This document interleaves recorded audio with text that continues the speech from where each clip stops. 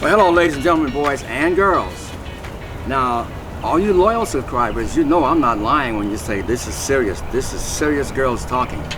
And boy, they got conversations for you. Today, it's a very serious conversation. Please pay attention because this ain't the first time they be talking about this subject, right? So, pay attention. Take it away, girls. Welcome everyone to Serious Girls Talking. On our last two talks, we went over a lot about culture because culture really shapes our attitudes and shapes our personality, and it has a lot to do with our beliefs and our values and all the things that makes us us. Our culture shapes our personality. So today we want to talk a little bit about something way more serious, and it's suicide.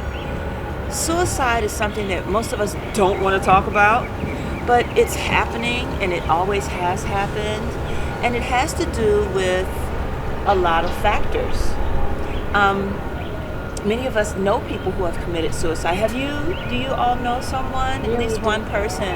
Yeah, each of us knows at least one person that has committed suicide. And we're going to talk a little bit about that person. You don't necessarily have to mention their name. And we want to talk about how it made us feel and how we were able to overcome such a loss, because that's what it boils down to, is a personal loss. But that's death in general, but suicide is a different type of personal loss. So who would like to begin the conversation? I can begin the Avatar, conversation. yes. I have my close friend who was a mentor of mine who unfortunately died the way of suiciding. How did I feel? I can tell you that it was an interesting and shocked scenario of her decided to finish her life, and for me it was interesting because I was like trying to figure it out, because I felt a missing piece in me because it's somebody who taught me a lot of things. So I had my other friend sharing with me the way how it's easier to overcome that type of scenario when you're losing somebody, and you don't understand, you're still thinking about it, right? Like why the person decided to go to a different world. And she explained to me that you need to ask yourself why you feel lost inside of your heart and what's missing. And for me it was like, she was my mentor, right? So for me it was like, okay, I'm losing somebody who I was looking after as somebody who was teaching me.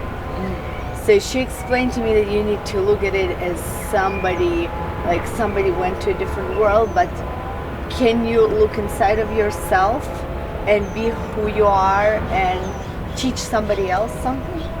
And I was like, yes, I can. I can share whatever she shared with me. So did I need her as a friend, or did I need her as somebody who I want to learn from? But she gave me whatever she's supposed to give me. So right now I can share the same experience with somebody else. So I will be a mentor for somebody else. So that way I kind of let it go, and it was easier for me to kind of move forward. But Facebook shows the pictures of us together, and it's like memories. And what kind of mentor she was? Spiritual mentor. And if I can ask, what brought her, if you know what brought her actually to do it as a spiritual mentor? She was working in partnership with NASA, doing research as how our mind works with our body. And she was a very open spiritual person who was connecting on a different level with different, entities in other world. And that was like kind of bringing her and teaching things, and unfortunately. So you don't know what actually, maybe you don't just want to talk. her personal things decided. Oh, the relation. Oh, yeah. What made her want to do that? Personal stuff decided to. Interesting. Yeah. Well, Anetta, so you've experienced this as well? I didn't experience, but I experienced, but from more farther away. I heard about people, but thanks God, and hopefully I never will experience in my way. No one never gonna do it, right? But I do have lots of concerns what can bring the person, right? Because there is many aspects of, there is our childhood again, who is around us in the moment, who help us, and also how after that, I believe person who goes to do suicide, it's he goes through too many thoughts, right? What brings him actually in the end to make decision to do it, and is he actually a strong person or a weak person? It's like very much because I believe most of us wouldn't do it. Does it make us actually weaker? Or it's question. actually, let's say, stronger. Also, let's say, I don't know. I cannot decide which part I take. If it's and sometimes I can tell. Maybe I will go somewhat personal. I'm going through tough times in my life for the last few years, and I have been in a point where I just want to be gone. And no one care about me. But what keeps me, it's not, I don't fear to die, but I would say more fear for my family, for my kids, for my parents, and even so from one side I like, okay, they will be fine, my kids can go through this, but still it's like, no, I can, like every day things that I need to do, chores, don't let me. And again, am I weak or am I strong? If I would do it or if I'm not doing, what makes me, it's like philosophical somewhat question. I guess when you think about it and you have a lot of people who love you and depend on you, that makes you say, no, I'm not going to do that because I know how hurt they'll be and you don't want to hurt other people. But weak and strong, that's very interesting. What do you think about that, Tori? Weak and strong? Yeah, well, no, the whole, has anyone, do you know personally that has committed suicide? Yeah, I have a friend. She had a family issue first of all. When she was a child, she had a family issue. The mom, dad were separated. I think she was with her mom for a while, then she moved out. Normally when we hang out, she was very normal. She's like, hey, what's up, but sometimes she'll be like, yeah, I don't feel too well today because, like the family things, blah, blah. But, like, we were never really taken that serious. I mean, it was really hard to tell. It's like me, but, like, inside, I'm, like, having so many family problems.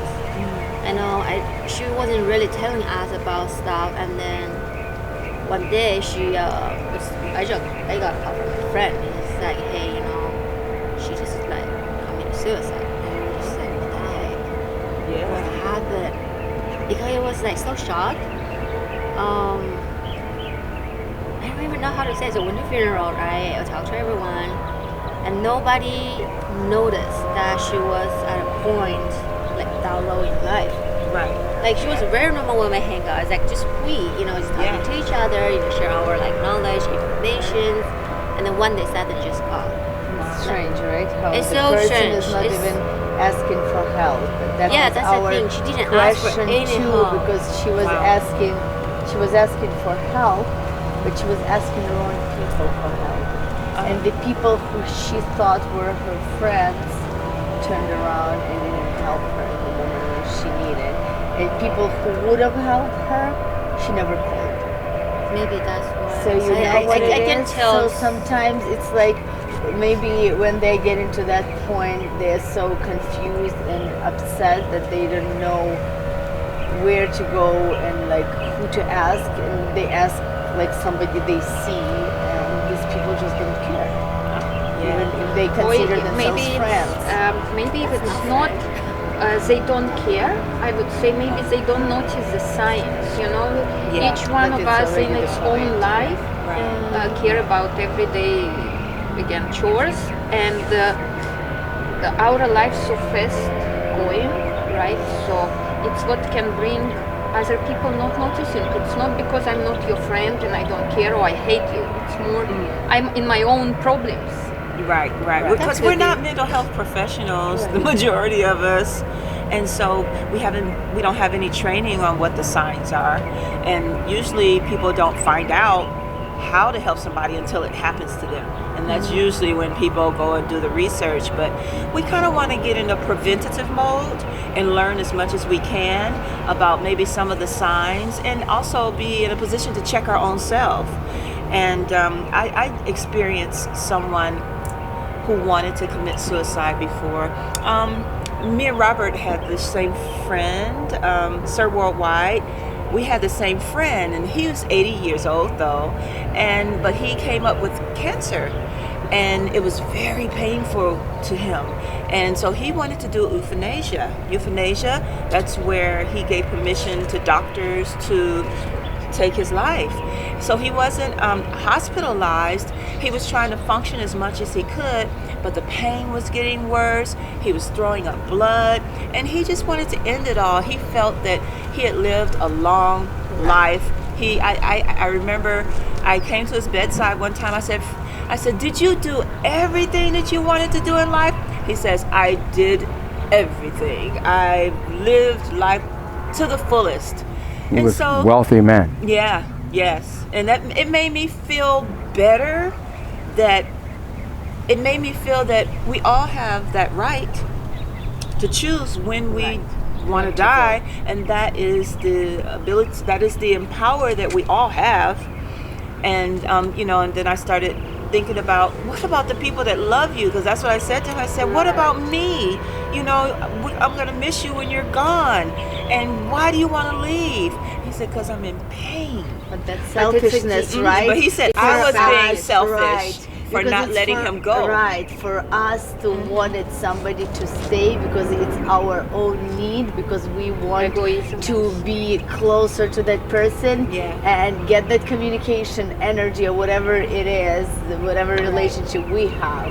But then we don't know how they feel, like he said. Exactly. It was him being in horrible pain and living each moment was thinking how to end this pain. Exactly, and he was on drugs and everything, and he'd never done that before. He didn't want to have a life of drugs, morphine, and all types of things, and it was not getting better for him. It was just getting progressively worse. So he figured out a way to do it. And it can be a great subject to talk also, like euthanasia. What? To finish the life already when you do not, like from the health issues, old age-wise, 70, 80 years old, or if like there is no other way to come out from this, it's I would say it's more suicide, it's less suicide kind of, it should be called different way. But I think that's the way where, if people are going through that pain, maybe there is an interesting topic to see what are the remedies to help these people not to suffer. He was getting a lot of help. He was getting a lot of people coming in. Holistic health professionals were coming in and telling him, if you can just hold on and take this medicine and use this particular herb and teas, and he was like, I'm done. But it's also age. I'm done. 80 years old. Exactly. So, exactly. No, but Even I though that's don't not agree. old. I know somebody who's 80 years old who had the cancer and who had the high diabetes with like 300 to 500 numbers, and he's still alive today. He was almost dying, and then he found a remedy, right? Okay. And sometimes you never know if the person is willing to fight and search for it. Like I'm always saying to everyone, I cannot want to leave and wanted to heal myself more than you do. If you have a problem, I can suggest, I can help you and give an advice, but it's your choice if you are trying it and moving forward with fighting the diseases and the health issues, or you just sitting and complaining and saying, oh, I'm trying things but nothing happens. But I'm like, I cannot leave your life. Exactly, we can't. So what you guys make me think about is the difference between physical pain and emotional pain. Because the two people that you talked about, they were going through extreme emotional pain.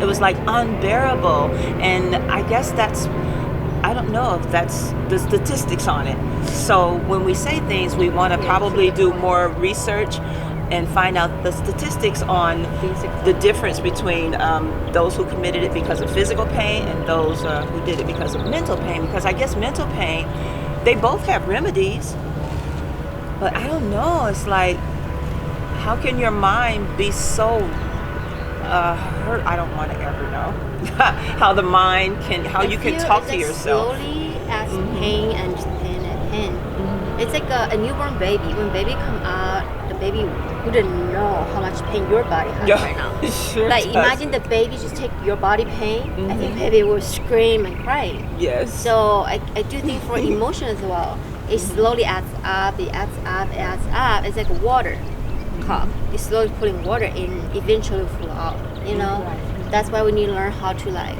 find a stress relief. Yes. You know, like for girls, maybe we talk to each other. For Yes, me, I eat a yes. snack or go to the gym. And Yes. you know, for Yes. everyone has a different way to let that thought go away. Yeah. Maybe for then, they just didn't have a right Didn't know how to get it how out. to get it out Exactly. because they How to move forward with their lives Exactly. after releasing that pain. Yeah. And I would say about physical pain, it's noticeable. We can see physical pain. People Yes. come, they support you physically. In the hospital, usually family, friends will come. With mental, again, it's something here. No one can see it. It's hard. Yeah. And, Somebody willing to open Wow. their heart Heart to is- somebody else. Right, it's like this very Trust. known actor, Bruce. Oh yeah. the comedian. Robin Williams. Robin Williams, Yes, right? Like yes. he looks totally Happy. He comedian. did. He makes so many people laugh, laughing, ha ha ha, right? Yes. And satisfied, and everyone looks and sees him as being the most happiest person Yes. probably in the world. Yes. But then boom, Behind and it's all of actually that. proven that people who usually laugh a lot or inside there is a lot of pain A going lot of on. crying, huh? Right. If you guys made me think about, I have a friend, she's an emotional support counselor, and I haven't talked to her in years, but she always told me, get your emotional support kit together so that you'll be able to open it up when you're going through any type of emotional disturbances.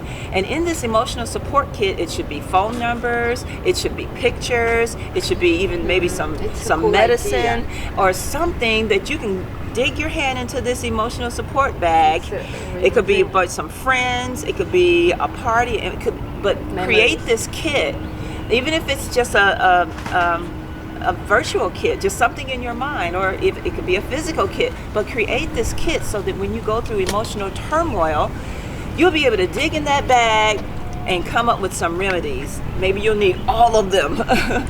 But You so I know thought what that was my really good. mentor was teaching me, what she was teaching me.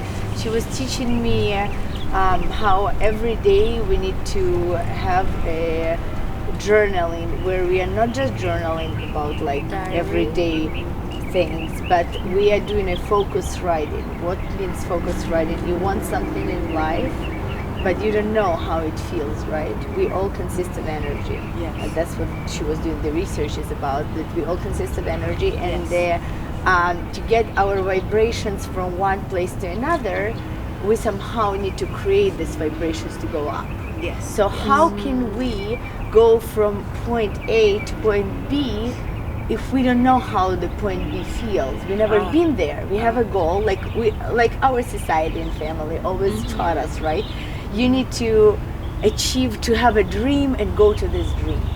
But we don't know how this dream feels. And if we consist of energy, how can we from point A to point B get your energy up? We can get your I want energy to answer that. Yes. Because there's a book called Ask and It Is Given. You heard of, oh my goodness, I can't think of the author's name.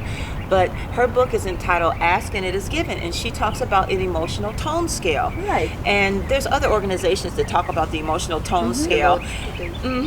Because the ultimate is happiness, joy, bliss, peace of mind, and then there's the middle, which is, you know, it's like, okay, you know, I'm fine, you know, it's kind of just like, I'm not too happy, I'm not too sad. And then there's the very bottom, which is complete apathy, hopelessness.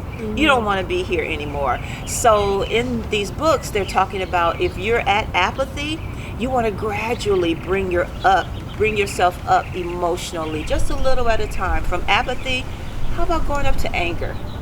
And then from anger, No, but just go up interesting. gradually. Right, but if you're on the bottom, it's difficult for you to go up because you're in a different point, right? Mm-hmm. So what she was explaining that you are thinking about any moments in your life where you felt yourself happy, and then you concentrate on that moment, Yes. and you ride this Brings your moment. vibration up. So that way, yes, your vibration goes up, and then you can achieve and attract whatever you want, even if you don't know how it feels.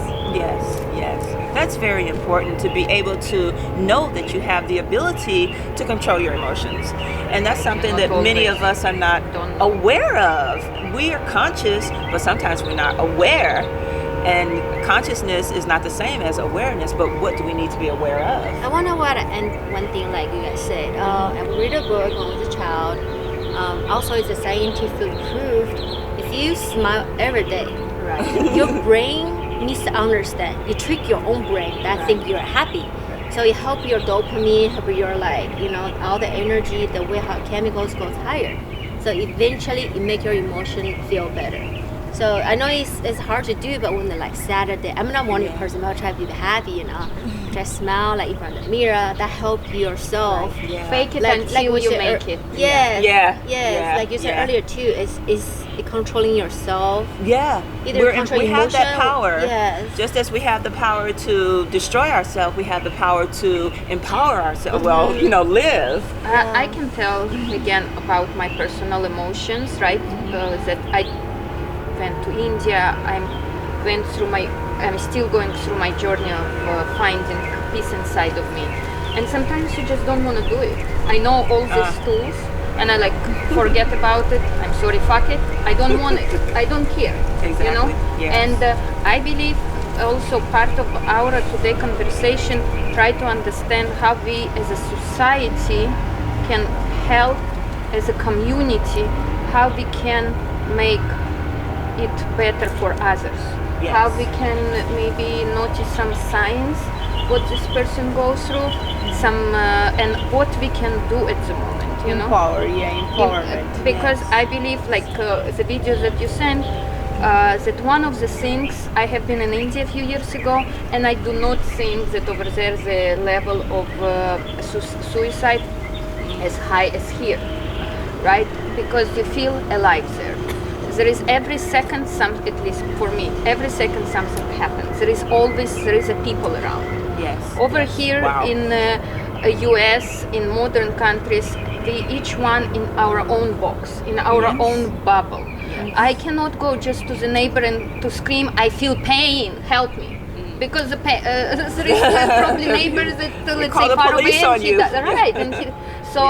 And I don't know this person, so we very much disconnected today as a society. Yes. That's all a part of a capitalistic system, because you got the systems, the Right. traditional system, you got the communism, the socialism, the capitalism, and then you have the mixed. And they say capitalism and sometimes this mixed society makes us all individuals. But it also goes on to say that because we're so individual and each of us specialize, that we really need each other. We're more interdependent. Very much. And we are all so energy. One need of us, each other. it's like little drop of energy, and we Yes. can be very powerful with someone empowering us. This Exactly. little drop can grow huge if someone is empowering us. Exactly. Right? Exactly. But today, you can see it on Instagram, you can see it on Facebook. Lots of people look so beautiful, so awesome, but inside of themselves, there is a lot of pain because there is no community, there is no, let's call it socialism, but in a positive way, Yes. I feel that even if there is a community, it all depends if you want to put it out there to other people to know about it or not. They'll talk about you. Giving you an example, never when know. I was getting divorced, nobody ever thought that I would get divorced because everybody saw this great picture of me and my husband, and you will never see unhappy face on my face, so everybody always thought that I'm a perfect couple with him. And I just didn't want anybody to know anything because I'm like, what's the point? You know, just people gossiping. You know, I can do whatever I need to do, and if we decided that we want to go different direction, that's what it is. Exactly. So it's very interesting, the topic, and it's an ongoing topic, and the more people talk about it, I think the more it's going to make it easier for people to deal with it, because as I mentioned before, the emotional toolkit, it also includes prayer. So whatever type of prayers and affirmations you have, those really, that's probably what saves most of us, that self-talk and changing the self-talk into a positive self-talk. And that is the power that we have. And then going to the level of appreciation, which is what is absolutely required to enjoy planet Earth, to appreciate the little things, not just the big things. So with that, I just want to just say thanks for sharing, and we'll be back next time with another edition of Serious Girls Talking. Thank you. So you see, ladies and gentlemen, boys and girls, I don't lie. These are serious girls, and when they start talking, it's a serious subject, something that we need to talk about, right? I want to add something to this, right? The gentleman that Carrie talked about, our friend, he was a very wealthy man. He owns so much property. And I asked him before he passed away, I said, Freddie, why don't you let me videotape you talking about how you became successful before you take yourself out? I knew he wanted to kill himself, but he tried. I said, let the young people know, give them a roadmap on how to be successful, you know? And before I could talk to him again, he had already done what he had to do, you know? But, and then again, one more subject, because this is Serious Girls Talking. I'm not a girl, but I got something else to say about this subject here, right? I had prostate cancer 4.5 years ago, almost 5 years ago now, right? And I'll speak about the pain, because if you are ill and you have pain, you ain't got to take yourself out. And the pain that I'm going to be right to the point on this. The pain I had was in my penis. And you gotta go urinate, right? Yeah. So go to the bathroom and urinate and cannot. And then the pain starts, right? And it grows like a crescendo. It just keeps growing and growing and growing. And then the doctor told me it's worse than childbirth, right? So I had to go to the hospital immediately. I didn't care how many red lights I ran, but I got to the hospital and they gave me a catheter and no more pain. So what I'm saying is that pain I had didn't take me in an area where I thought about killing myself. So talk to people. If you're in pain, you're sick or whatever, got a problem like that, talk to your loved ones and get help. Yes. Just get help. You don't have to, this is a beautiful And life. there's a suicide hotline too. And we don't know that number, but we're going to put it on the screen. I don't know it by heart. Oh, and the next posting that we're going to do about this subject, you're going to be meeting Martha. She just came back from London, Paris, Stuttgart, Amsterdam, several other cities. She went over there about suicide, because if you go to Here's to Life, number 2, here's to life.org, you'll see what she's doing about suicide. And I'm going to be doing the video and photography about this around the world as well. We want to bring this to the head because it needs to stop. The military numbers, we have the military numbers now, it's, goodness, it's really big. So let's live. Yes. Here's to life. Life is good. Yeah, it is. And it's not short, it's long.